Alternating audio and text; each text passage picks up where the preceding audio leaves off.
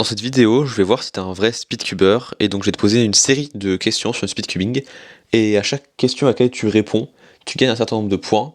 Et donc soit tu les notes, soit tu les comptes de tête parce que t'es trop fort, et à la fin il y aura un barème pour savoir à quelle classe de speedcubing tu appartiens. D'ailleurs les questions sont dans un ordre totalement aléatoire, pour éviter qu'il y ait genre au début toutes les questions simples. Donc il y aura des questions pour gagner des points tout au long de la vidéo assez faciles, et il y aura des questions un peu plus dures aussi tout au long de la vidéo. Et sur ce, c'est parti.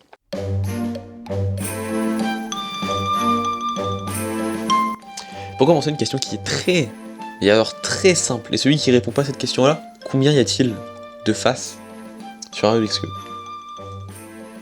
Bien sûr, c'était 6 quoi. Et si tu l'avais, tu peux mettre un point, mais si tu l'avais pas. En deuxième, c'est quoi le record du monde officiel de Rubik's Cube et qui l'a eu?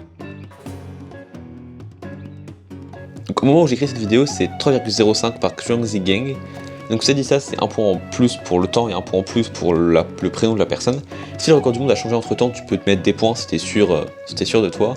Et si tu n'es pas sûr, tu peux regarder le site de la WCA. Si t'as un sac de Rubik's Cube, genre ça, un sac de gaz, un sac de X-Man, ils en font, bah toutes les marques en font en fait. C'est-à-dire que si t'en as un, tu peux te rajouter un point parce que qui n'en a pas, qui n'a jamais acheté de Rubik's Cube qui avait un sac dedans? Personne. Et sinon, en plus, quand tu vas à des compétitions, des fois, t'as un sac qui est offert avec. Je suis allé à une compétition avec un sac exclusif que je garde très précieusement parce que je pense que. Il y a quoi? Il y a 180 personnes qui ont fait la compétition, donc il y a 180 personnes qui l'ont. Qui vient d'apparaître à l'écran. Alors, il est très connu, c'est Félix Zendegs. Et si tu sais pas qui c'est, il y a un documentaire sur Netflix qui parle de lui et de Max Park en même temps. Et c'est quand même une icône du speedcubing, donc si tu le connaissais pas, va regarder le documentaire en fait. Enfin, finis la vidéo et va regarder le documentaire.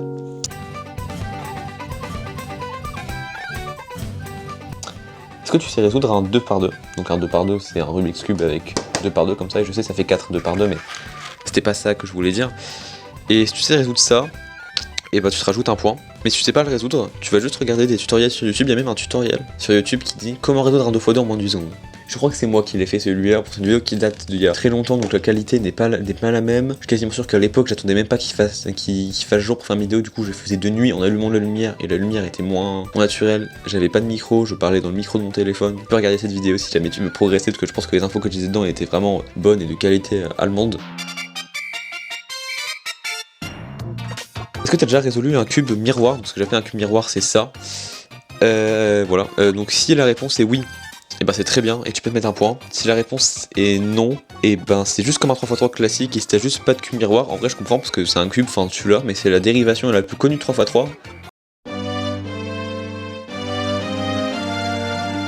Si t'as un Rubik's Cube qui est cassé, genre ça, ouais, celui-là il est cassé, et ben tu peux te mettre un point si et seulement si tu l'as jamais jeté. S'il est toujours là dans ta collection depuis des années mais que il a jamais été jeté, tu peux te mettre un point. Par contre, si t'as déjà jeté un Rubik's Cube qui est cassé, tu t'enlèves un point carrément, parce que ici on ne jette pas des Rubik's Cube. Ici, les Rubik's Cube ça reste dans notre collection du début jusqu'à la fin, on ne jette rien, on ne gaspille pas des cubes. Même si ce cube là il est nul et que je peux rien en faire, je peux même pas l'utiliser en compétition, même en cube d'échauffement je peux pas l'utiliser. Et je le garde parce que je peux faire des trucs avec c'est un 2x2, il y a tellement de trucs que je peux faire avec un 2x2. Je sais même pas quoi faire avec un 2x2, mais faut garder ces Rubik's Cube, faut pas jeter ces Rubik's Cube. Je suis en train de faire de la prévention pour pas jeter ces Rubik's Cube.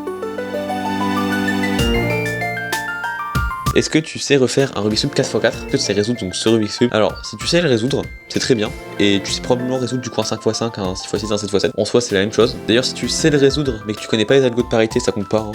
Sinon, c'est vrai, tu sais le résoudre, mais il faut juste que tu remélanges à chaque fois que tu as un cas de parité. Et voilà. Et si tu sais pas le résoudre, il y a plein de tutoriels sur YouTube. Je crois même que j'en ai fait un à l'époque. Petit extrait vidéo maintenant de moi, il y a probablement 6 mois. Bonjour à tous, aujourd'hui vidéo. Ouais, non, c'était pas terrible. Là, je vais prendre ton niveau 3x3. Si t'es sub 1 minute, tu te rajoutes un point. Tu t'en rajoutes un de plus sub 40, donc c'est 2 points. Tu te rajoutes un autre point si t'es sub 30, donc 3 points si t'es sub 30. Tu te rajoutes un autre point si t'es sub 20, donc ça fait 4 en tout. Un autre point si t'es sub 15, donc ça fait 5. Un autre point si t'es sub 10, ça fait 6. Et un dernier point si t'es sub 8, donc ça fait 7. Et il faut être honnête parce que tu peux pas dire oui, mon PB est sub 10, du coup je suis sub 10. Non, tu vas juste te dire non, ta meilleure moyenne sur 100 et t'as 16, 28, du coup t'es sub 20. Si t'as déjà fait une compétition, tu prends un point parce que c'est vraiment le truc le plus important. Je pense même que tu pourrais mettre 2 points. Vas-y, 2 points pour la compétition, voilà. Parce que la compétition, c'est vraiment le truc le plus important à faire. Enfin, même si tu te dis qu'il faut avoir un niveau super fort pour faire des compétitions, oui, il faut un niveau titanesque pour gagner. Mais même si t'es sub 10, tu gagneras pas une compétition. Enfin, au 3 par 3, bien sûr. Mais ça sert à rien de te dire oui, il faut que je sois super fort avant de faire des compétitions et tout. Alors, viens maintenant, au moins tu t'habitues maintenant aux compétitions, à l'ambiance, tu parles avec des gens, tu rencontres des gens. Et ça, c'est pour ça que tu viens en compétition, tu viens pas en compétition pour battre tout le monde sans parler à personne. Enfin, c'est pas pour ça que tu dois venir. C'est quand même l'univers de la compétition qui est pas mal. Le fait de battre tes meilleurs temps, le fait d'avoir ton profil qui apparaît sur la WCA. Avoir tes temps qui sont officiels et que tu peux prouver que t'as dit oui, je sais, j'ai fait un 15 secondes en compétition, regardez les gars, j'ai fait un 15 secondes, il est là. Non, allez en compétition. En plus, s'il y a des gens pas très bons qui sont en compétition, on a plus de chances de gagner, et c'est une blague bien sûr.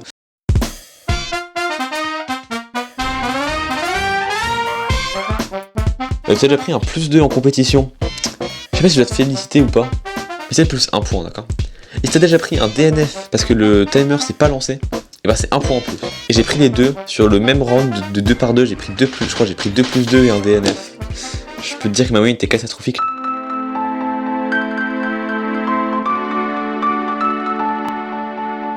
T'as déjà été top 50 national à un event WCA en temps officiel, tu prends 5 points par event où tu l'as été. T'as déjà été top 10, tu prends 5 points en plus, donc 10 points total si tu l'as été.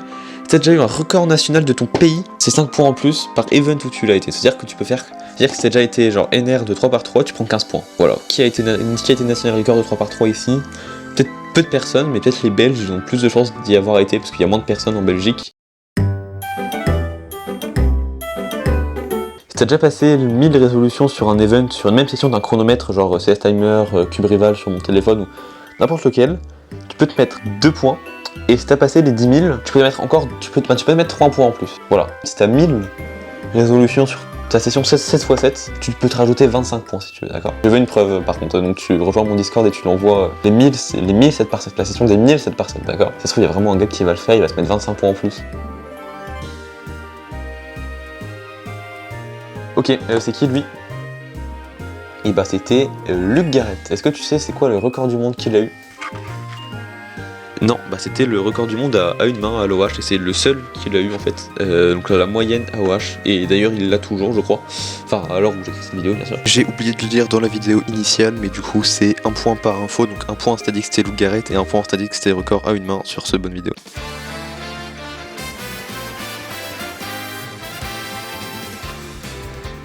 Si t'as au moins un cube par event WCA, tu prends 2 points. Si t'as un temps officiel non DNF dans chaque event WCA, tu prends aussi 2 points. Sauf le 4, sauf le 4, 5 et multi-blind. Et c'est 2 points de plus si t'as le 4, le 5 et le multi-blind dans tes compétitions qui sont déjà faites. Si on t'a déjà dit la phrase « T'es bon en Rubik's Cube, tu dois sûrement être bon en maths », et bah tu prends 2 points parce que si une personne a déjà voulu mélanger ton cube et l'a mélangé pendant genre super longtemps, c'est 1 point aussi. Parce que c'est super long, faut arrêter de faire ça, mais si on t'a déjà caché le cube pendant qu'on mélangeait, c'est 1 point en plus que ça arrive à chaque fois, ça arrive à tout le monde dans la vie. Si une personne t'a déjà demandé est-ce que tu peux résoudre mon Rubik's Cube, tu gagnes 1 point. Je pense que ça nous est tous déjà arrivé, moi j'étais au collège, je savais déjà résoudre un Rubik's Cube et genre tous les primaires ils me demandaient hey, salut, est-ce que tu peux faire mon Rubik's Cube? Et j'étais là, bah ouais bien sûr. On a sorti des cubes qui étaient même pas résolus. Je sais même pas comment ils ont fait, mais genre il y avait des trucs qui étaient inversés et je sais même pas comment les gens ont fait.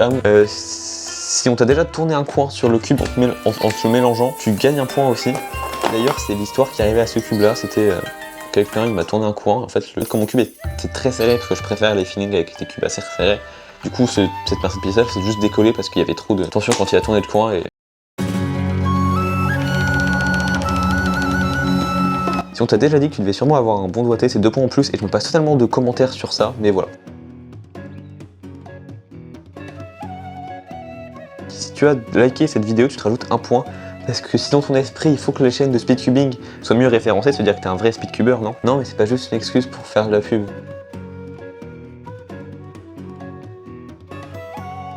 Si tu connais tous les OLL, tu gagnes 2 points et si tu utilises la méthode roue. Déjà pourquoi? Et du coup, si tu connais la méthode roue, je considère que tu peux pas connaître tous les OLL. Donc si tu connais tous les CMLL, je sais même pas ce que c'est, mais tu gagnes 2 points quand même.